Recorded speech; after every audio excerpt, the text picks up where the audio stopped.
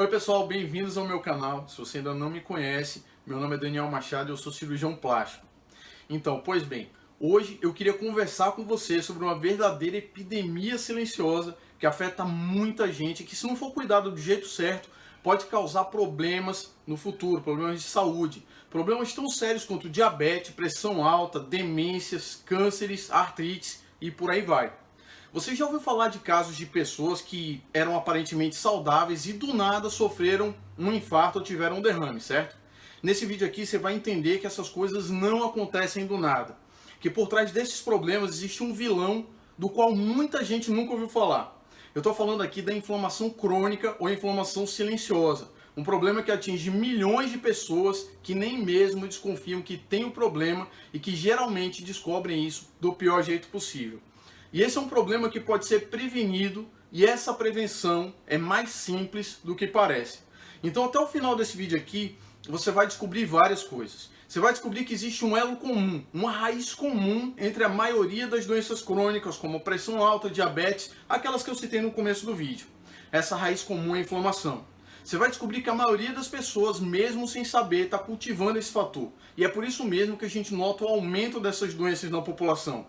Você também vai entender que se a gente tratar essa causa em comum, a gente pode literalmente cortar o mal pela raiz, prevenindo doenças, amenizando sintomas e até mesmo alcançando a cura para vários desses problemas.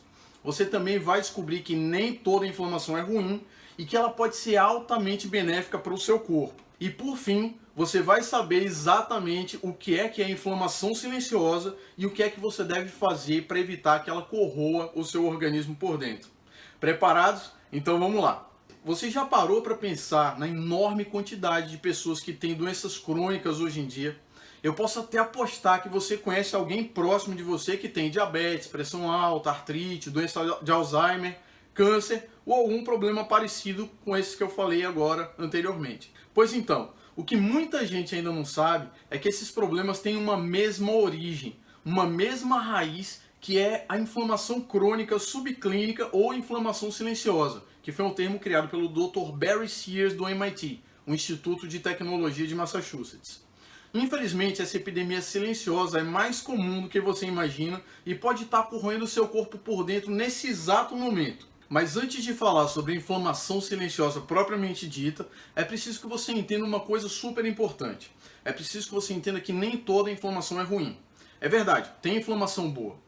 A inflamação não é uma doença, e sim um mecanismo de defesa do corpo.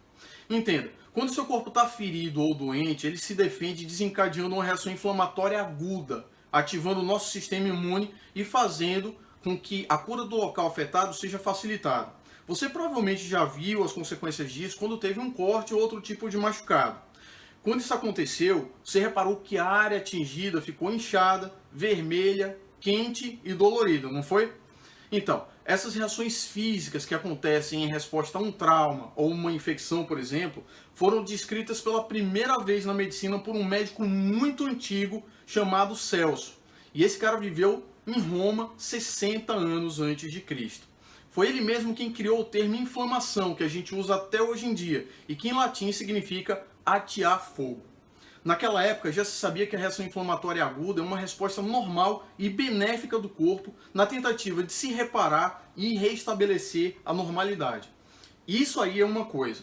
Por outro lado, a gente tem a inflamação crônica silenciosa, que é totalmente diferente e representa o outro lado da moeda, ou seja, é a inflamação ruim. Nesses casos, existe um processo inflamatório em algum lugar do organismo da pessoa que faz com que uma série de substâncias tóxicas circule pela corrente sanguínea e cause danos a diversos órgãos e tecidos. É como se o corpo estivesse pegando fogo, só que a uma temperatura mais baixa do que acontece na inflamação aguda.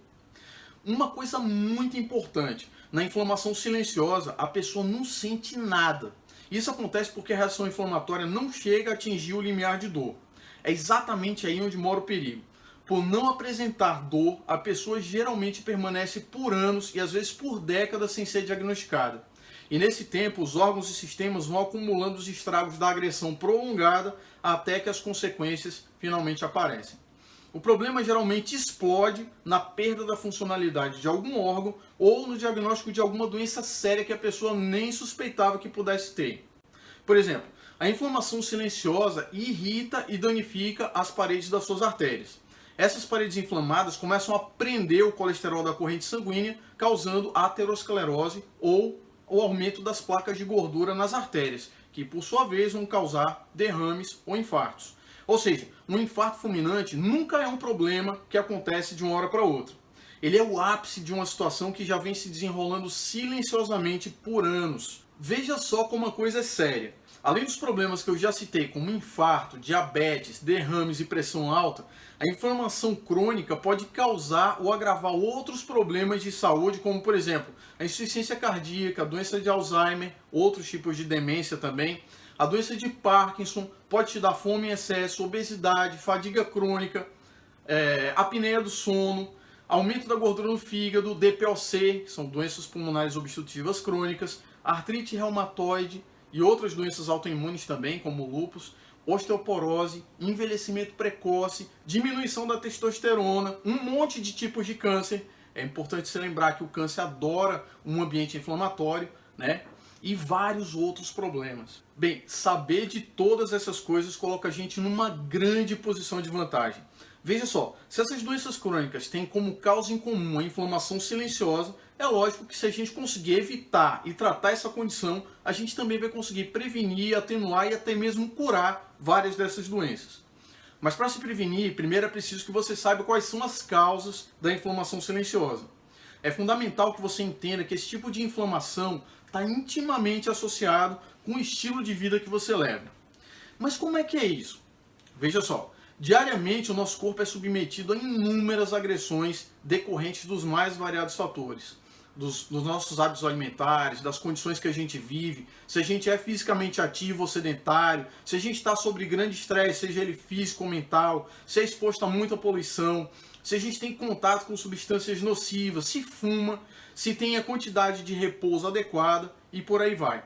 Todos esses fatores causam estímulos pró-inflamatórios, ou seja, eles estimulam a inflamação orgânica. Veja só que interessante, foi descoberto que existe uma relação direta entre a inflamação silenciosa e o excesso de gordura corporal. É isso mesmo, ao contrário do que muita gente pensa, a gordura acumulada no corpo não só causa prejuízo estético não, ela é extremamente nociva para a sua saúde. Isso acontece por um motivo que eu vou explicar para vocês. As células de gordura, os adipócitos, eles são potentes produtores de substâncias inflamatórias que desregulam todo o seu sistema hormonal e o seu metabolismo. Isso quer dizer, em outras palavras, que quanto mais gordura você acumula, principalmente na região do abdômen, mais inflamação é gerada e mais chances de acabar com um problema sério de saúde no futuro. É por isso mesmo que uma das primeiras e uma das mais eficientes medidas que você pode tomar para evitar a inflamação silenciosa é justamente eliminar a barriguinha. Uma das saídas mais simples e objetivas para conseguir isso é fazer pequenas alterações no seu estilo de vida.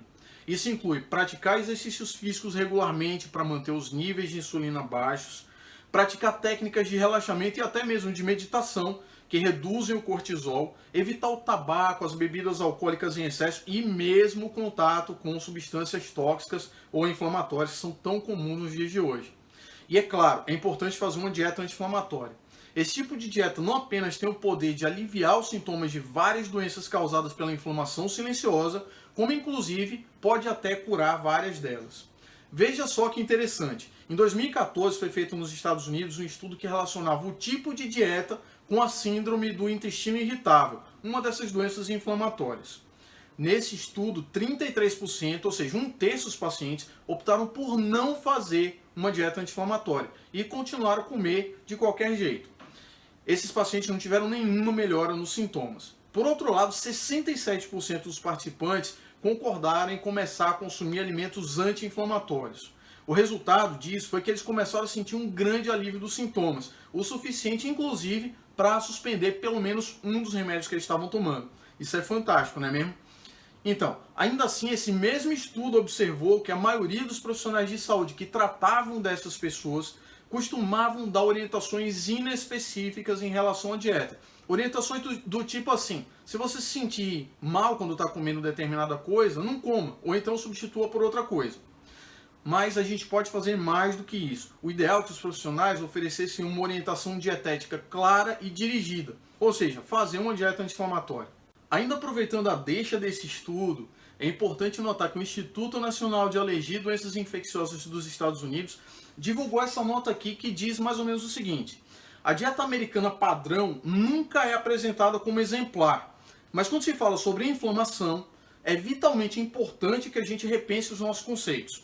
Embora a dieta de hoje nos dê proteção contra a deficiência de micro e macronutrientes, o consumo de grandes quantidades de caloria e os tipos predominantes de nutrientes na nossa dieta, que são bem parecidos com os da brasileira moderna típica, ou seja, a gente come muito carboidrato e gordura ruim, podem levar a um aumento da inflamação, das infecções, das taxas de câncer e alergias e das doenças autoimunes. Isso é impressionante, não é mesmo? Tudo por conta do que você escolhe colocar no seu prato. Mas no que é que consiste uma dieta anti-inflamatória? Simples. Consiste em evitar os alimentos que causam inflamação orgânica, como por exemplo os industrializados, as gorduras trans, os óleos vegetais, os carboidratos, grãos e cereais refinados, entre outras coisas, né? E ao mesmo tempo consumir mais alimentos que combatem a inflamação, aqueles que são ricos em antioxidantes, minerais e ácidos graxos essenciais. Isso é bem interessante, você deve começar a colocar na sua vida, certo? Então, se vocês quiserem, inclusive, saber quais são os melhores alimentos anti-inflamatórios, é só deixar aqui nos comentários que eu faço um vídeo específico para explicar isso para vocês, certo? Mas vamos lá. As evidências, elas são bastante claras de que os alimentos anti-inflamatórios podem ajudar a regular o seu sistema imune e causar um impacto positivo no seu corpo e na sua vida.